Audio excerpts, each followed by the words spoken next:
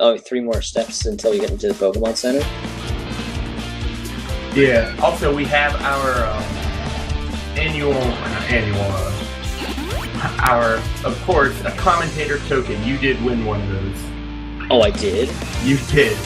Heck the other yeah. winners were March Star and Boomba Funk. Congratulations to the winners. Thank you. Also, we have a random order match here in the Coliseum, which means that the order of Pokemon that are sent out will be completely randomized. So, you see that Skitty and Magnemite are the first ones here. It looks like, because of this random order match, that may not be the case. And as I said, on the blue side we have Skitty, Wooper, and Staryu. That's a good point. Random order matches are tough to bet on because, especially with switching off, you got different odds depending on what order they come in. And you can catch a bad break and be completely screwed, but, you know, it can be even sometimes as well. You get some situations which would work out better for both teams. Early on, though, I honestly think Blue has some of the advantages all around. They've got Wooper, which is good against Magnemite. They got 2 water types against Torkoal. However, you do have a legendary Pokemon in Darkrai on red. For sure, and speaking of red, on the red side we have a Magnemite, a Darkrai, and a Torkoal. And I want to talk about Magnemite for a moment, because its ability is Magnet Pull, which basically turns off switching whenever Magnemite is on the field. However, switching is already turned off just because Twitch-based Pokemon is, a thing that can control different aspects of the battle. So Magnemite's Magnet Pull is absolutely useless. That's true, but it's useless in multiple ways because there's nothing that's going to switch here. Also, I believe Magnet Pull actually only affects Steel types, which the blue team does not have any of. Oh, does it? That's my mistake. Yep, okay, yeah, that's my mistake. Sorry about that. It's alright. It's easy to confuse because you got other abilities to prevent anybody from being switched, so Magnet Pull seems pretty underwhelming when you think about that. Yeah, I thought it was just Arena Trap, but the same exact thing as Arena Trap.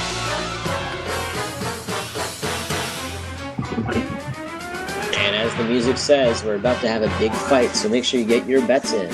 And it seems like everyone thinks Boo's winning. I've actually just been watching somebody Let's Play this game, so it's really weird to hear it now, but this game has an underrated soundtrack.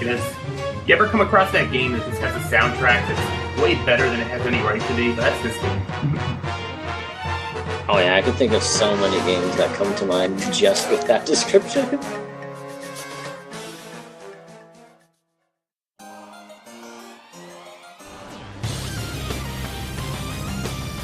Alright, as we get into the Sunset Coliseum, and the first Pokemon out will be Wooper and Darkrai. Well, it looks like the general consensus kind of agreed with me that the blue team had the advantage here, but let's see if they got a good order. I think the red team may have gotten actually a favorable order. I think they may be able to avoid the Wooper coming out against the Magnemite. Yes, Wooper was an insane threat to red. The only thing that could really counter that Wooper on red side was the Darkrai, and red basically got the perfect matchup, as Darkrai is able to use Dark Void and hit immediately. And with Darkrai's bad green ability, Wooper is going to take a little bit of damage every turn. However, so is Darkrai because of its Toxic Orb it's holding. Alright, I also want to talk about a move on this Darkrai really quickly. It has Pursuit, which usually would do extra damage to someone switching out, but you can't switch out in... critical hit from Pursuit, and it goes down. Pursuit is still stabbed though, so it works. Honestly, I think I rarely ever see Pursuit actually use its, cut-off effect on here. I guess it's one of the reasons you don't see it is because it's largely a preventative measure when you can actually see what the other team is doing, so...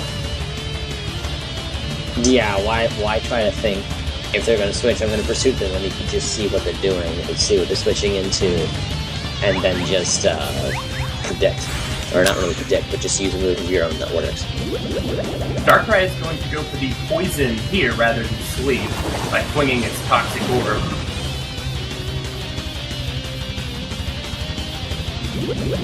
And Darkrai slowly losing its health due to poison. And I say slowly, but I really don't mean slowly, because Toxic, as most of us will know, ramps up damage the more that you're out. The Toxic Orb applies toxic or badly poisoned. It does. But the red team, despite that, is continuing to do very well. The Brine, which does more damage when you're under half health, will be enough to finish off Darkrai. And now Torkoal comes out, which does not have a favorable matchup. That is very true. This Torkoal is against a Staryu with Brine. And however, it is a race against time. Will Staryu survive long enough to get Torkoal under half? Because under half with Brine will definitely KO. However, Torkoal goes for the Smart Protect. That's a good move. So, I was going to say that this might actually not have been the best order for Red. It was a very good order, but I think it may have been better if they could have had Magnemite now. But it's still pretty good. Because you only get hit once there, I think. Brine comes in, does a little less than half.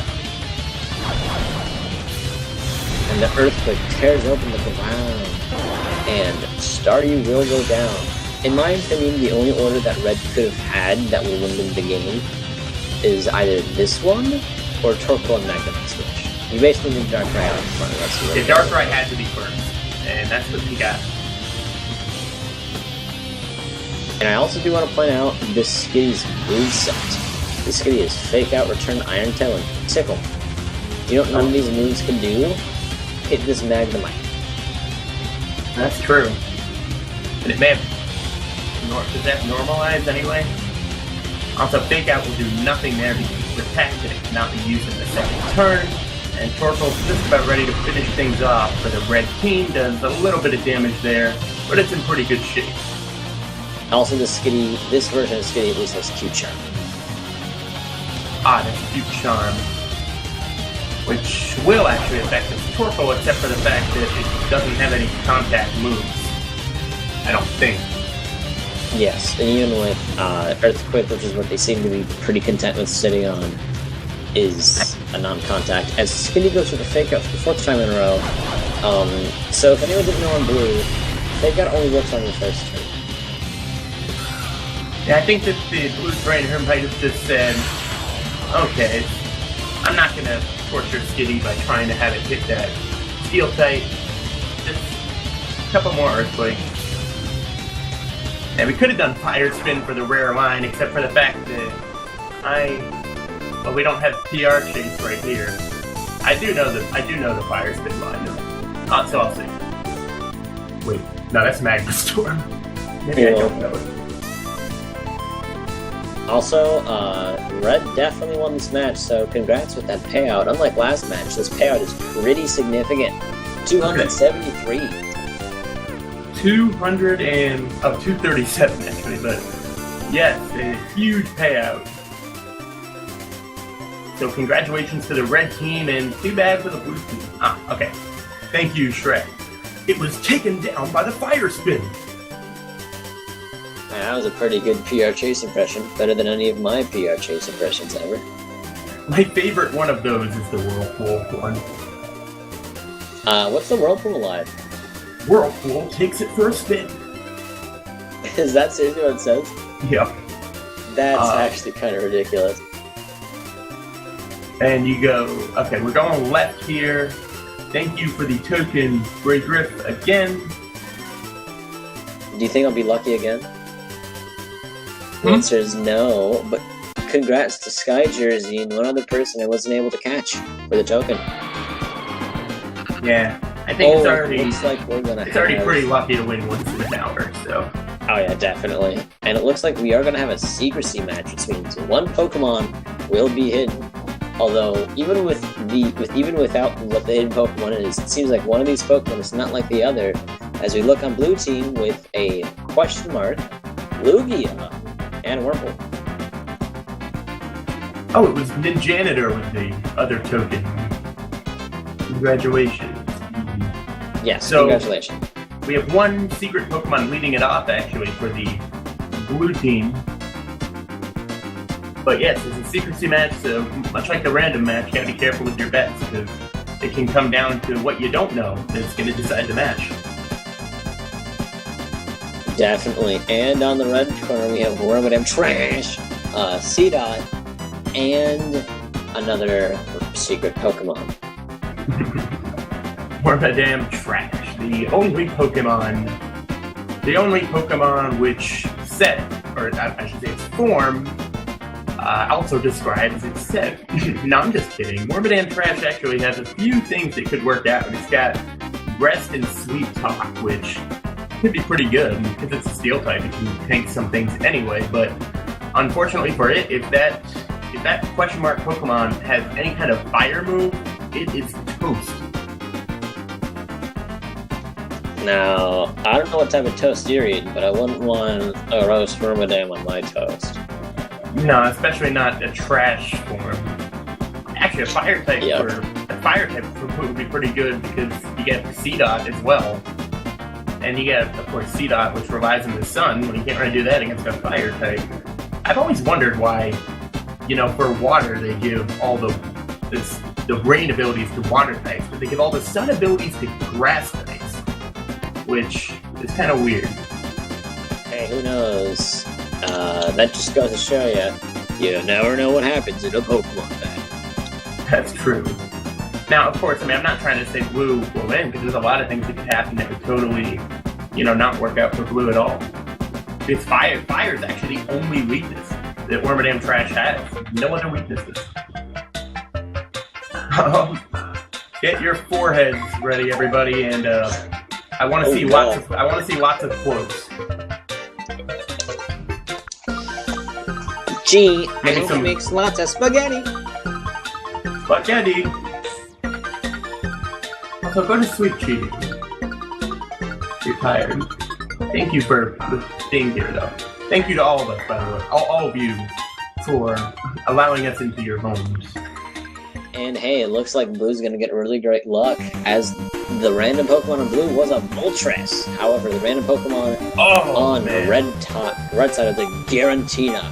So we're definitely gonna see a pretty intense match, as we see leading off Moltres and Wormadam Trash. I love how we have half legendaries and half, early game weak bugs, or, Seedot's not a bug, but it's the same kind of foresty early weak Pokemon. So, a match with just about everything in it. So, and both sides initiate a switch. An interesting double switch here. I think both sides were kind of trying to play each other out. You don't normally see that. Moltres not working out. Wurmple can get the job done. But let's see how it goes. Oh, of course. Why wouldn't Wurmple be able to get the job done? Wurmple's the strongest Pokemon in the game. So look how much damage it didn't take from a Dragon Breath. This is not going to do much damage, but it does have the chance to poison, despite being a bug move.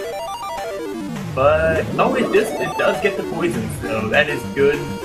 Oh, that was black sludge. That was black sludge. What a tease. My bad. Giratina going for the Thunder and whiffing on Thunder. Also, I just read, not only is this Giratina that appears for the red team, but this is Giratina, I believe this is the overpowered set. It's got the strong moves, and that's why it's holding the black sludge to kind of balance that.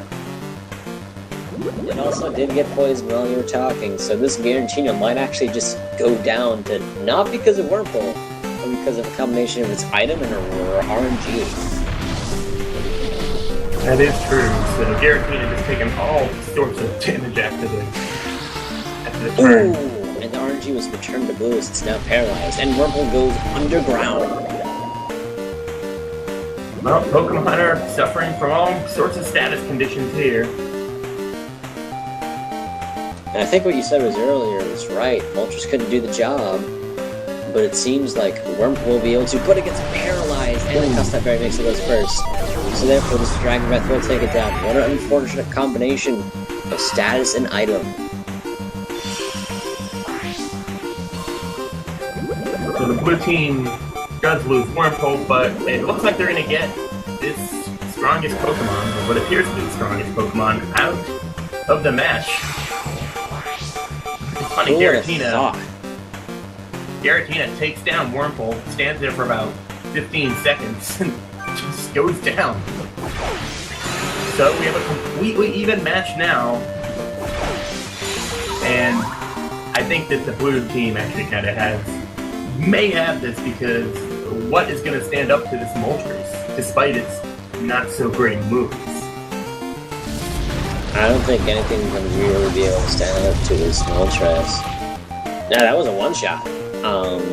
But earlier with what you're saying with Giratina, I can just imagine, like, just because like all like this turn-based stuff, Giratina's just like looking back at his trainer like, hey, I know like that dude's still in the middle of doing his thing, but can I go back and Pokeball now? I feel like I'm dying.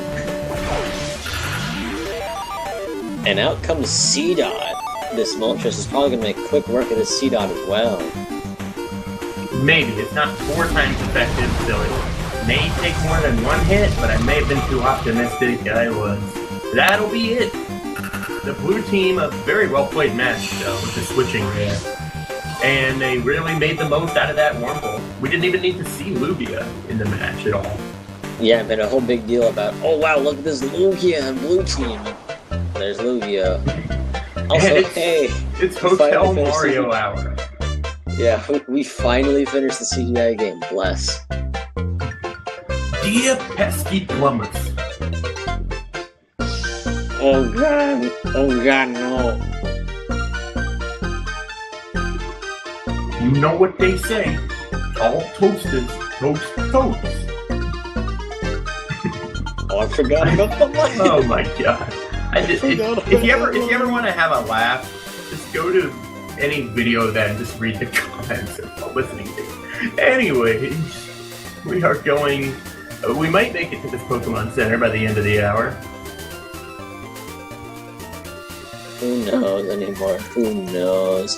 Hey, thank you, BreeGriff19, for adding a token. Thank you, BreeGriff. I hope your input goes through this time, because I believe you said it didn't last time. Oh, I hope that everybody has a chance to win some tokens here. Although, all of the CDI